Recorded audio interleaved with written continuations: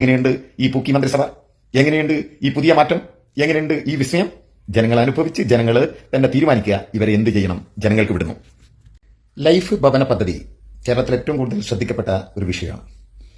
കാരണം മണ്ണില്ലാത്ത മനുഷ്യരുണ്ടായിരുന്നു കേരളത്തിൽ, വീടില്ലാത്ത മനുഷ്യരുണ്ടായിരുന്നു കേരളത്തിൽ. പഴയൊരു പാട്ടുണ്ട്, ഓൾഡ് ഈസ് ഗോൾഡ് എന്ന് പറഞ്ഞ് പുതിയ തലമുറ ഏറ്റുപാടുന്ന ആ പാട്ട് ഇങ്ങനെയാണ്: പാമ്പുകൾക്ക് മാളമുണ്ട്, പറവകൾക്ക് ആകാശമുണ്ട്, മനുഷ്യപുത്രന് തലചായ്ക്കാൻ മണ്ണിലിടമില്ല, വിണ്ണിലിടമില്ല. കൺമുമ്പിൽ കണ്ട കരളലിയിക്കുന്ന രംഗങ്ങൾ ഹൃദയരക്തത്തിൽ ചാലിച്ച് കവി എഴുതിയതാണ് ഈ വരികൾ, അല്ലാതെ ഭാവനയിൽ എഴുതിയതല്ല. അങ്ങനെ മണ്ണില്ലാത്ത മനുഷ്യർക്കാണ് 1957 അധികാരത്തിൽ വന്ന EMS ഗവൺമെന്റ് അധികാരത്തിൽ വന്ന 6-ാം ദിവസം ഏപ്രിൽ 11 കുടിയിറക്ക് നിരോധന നിയമത്തിലൂടെ ഭൂമി സ്വന്തമാക്കി കൊടുത്തത്. വിശദീകരണത്തിലേക്ക് ഞാനിപ്പോൾ കിടക്കുന്നില്ല. അങ്ങനെയുള്ള ഈ മനുഷ്യർക്ക്, ഭൂമി കിട്ടിയവരും ഭൂമി ഇല്ലാത്തവരുമായ മനുഷ്യർക്ക് വീടില്ലാത്ത ഒരു വലിയ പ്രശ്നം നമ്മുടെ നാട്ടിലുണ്ടായി. അങ്ങനെ വീടില്ലാത്ത മനുഷ്യർക്ക് വേണ്ടി ഇടതുപക്ഷ ജനാധിപത്യ മുന്നണി കൊണ്ടുവന്ന ഒരു പദ്ധതിയാണ് ലൈഫ് ഭവന പദ്ധതി. 4 ലക്ഷം രൂപയാണ് ഓരോ ഉപഭോക്താക്കൾക്കും ഇതിൽ ഗവൺമെന്റ് നൽകിയിരുന്നത്. അങ്ങനെ 5.5 ലക്ഷം മനുഷ്യർക്കാണ് കഴിഞ്ഞ 10 വർഷം കൊണ്ട് സ്വന്തമായി താമസിക്കാൻ ഒരു വീടുണ്ടാക്കി കൊടുത്തത്. ആ ഗവൺമെന്റിനെ മാറ്റിമറിച്ചുകൊണ്ടാണ്, മാറ്റമുണ്ടാവണം എന്നാവശ്യപ്പെട്ടുകൊണ്ടാണ് വിസ്മയങ്ങൾ പണിതീർക്കും എന്ന് പറഞ്ഞ UDF ഗവൺമെന്റിനെ ജനങ്ങൾ അധികാരത്തിലെത്തിയത്. ഇന്ന് ഒരു ചിരിക്കുന്ന മുഖ്യമന്ത്രിയെ നമുക്ക് കിട്ടിയിട്ടുണ്ട്. ന്യൂജൻസി വിളിക്കുന്ന പൂക്കി ചിരിയുള്ള മുഖ്യമന്ത്രി സതീശൻ. ആ UDF ഗവൺമെന്റ് ഇപ്പോൾ എന്ത് ചെയ്തു? ഈ പാവങ്ങളുടെ ലൈഫ് ഭവന പദ്ധതിയിൽ കൈയിട്ട് വരികയാണ്. എന്താണ് ഇപ്പോൾ പുതിയ നിയമം കൊണ്ടുവന്നിട്ടുള്ളത്? ഇപ്പോൾ ലൈഫ് ഭവന പദ്ധതിയിൽ ഒരാൾക്ക് അംഗമാകണമെങ്കിൽ 1 ലക്ഷം രൂപ അങ്ങോട്ട് കൊടുക്കണം സർക്കാരിന്. ആ 1 ലക്ഷവും കൂട്ടിയിട്ട് 4 ലക്ഷത്തിനാണ് ഇപ്പോൾ പുതിയ ലൈഫ് പദ്ധതി ഉണ്ടാക്കാൻ പോകുന്നത്. അത് കേന്ദ്ര സർക്കാരിന്റെ ഒരു നിയമത്തിന് കീഴ്വഴങ്ങിക്കൊണ്ടാണ് ഈ സംഭവം നടക്കുന്നത്. ഒപ്പം എന്ത് ചെയ്യണം? 1 ലക്ഷം രൂപ നമ്മൾ അങ്ങോട്ട് കൊടുക്കുകയും വേണം. കേന്ദ്രത്തിന്റെ നരേന്ദ്രമോദിയുടെ ചില ചിഹ്നങ്ങളൊക്കെ ആ ഉണ്ടാക്കുന്ന വീടുകൾക്ക് മുമ്പിൽ പതിക്കുകയും വേണം. ഇത് ഇടതുപക്ഷ ഗവൺമെന്റിനോടും അന്ന് കേന്ദ്ര സർക്കാർ ആവശ്യപ്പെട്ടിരുന്നു. അന്ന് കേരളത്തിലെ മുഖ്യമന്ത്രി പിണറായി വിജയൻ പറഞ്ഞ ഒരു കാര്യമുണ്ട്: നിങ്ങൾ പണം തന്നാൽ ഞങ്ങൾക്ക് സന്തോഷം, പക്ഷേ ആ വീടുകളുടെ മുകളിൽ ഒരു അടയാളപ്പെടുത്തലുകളും പാടില്ല. അതിന്റെ കാരണം ആ വീട്ടിൽ താമസിക്കുന്നവരുടെ ആത്മാഭിമാനത്തെ ബാധിക്കുന്ന കാര്യമാണ്.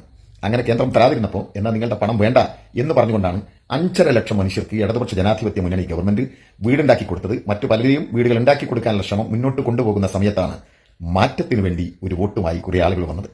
ജനങ്ങൾ അതിൽ വീണുപോയി. ഇപ്പൊ എന്താ സംഭവിച്ചുകൊണ്ടിരിക്കുന്നത്? 1 ലക്ഷം നമ്മൾ അങ്ങോട്ട് കൊടുക്കണം.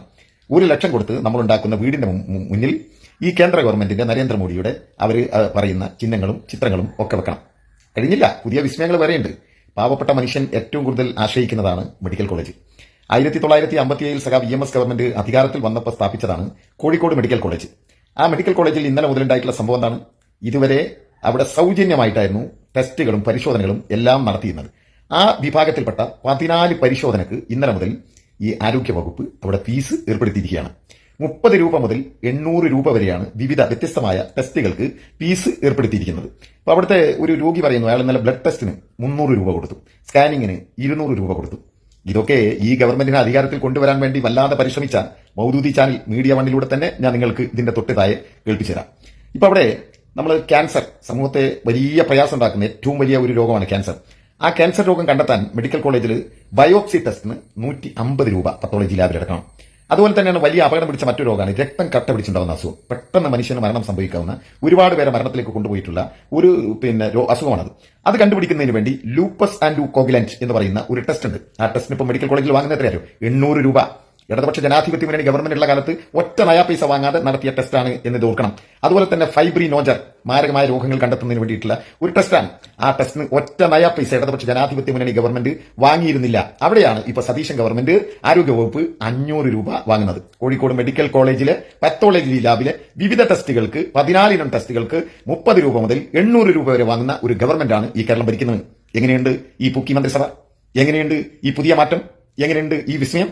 ജനങ്ങൾ അനുഭവിച്ച് ജനങ്ങൾ തന്നെ തീരുമാനിക്കുക ഇവരെ എന്ത് ചെയ്യണം. ജനങ്ങൾക്ക് വിടുന്നു.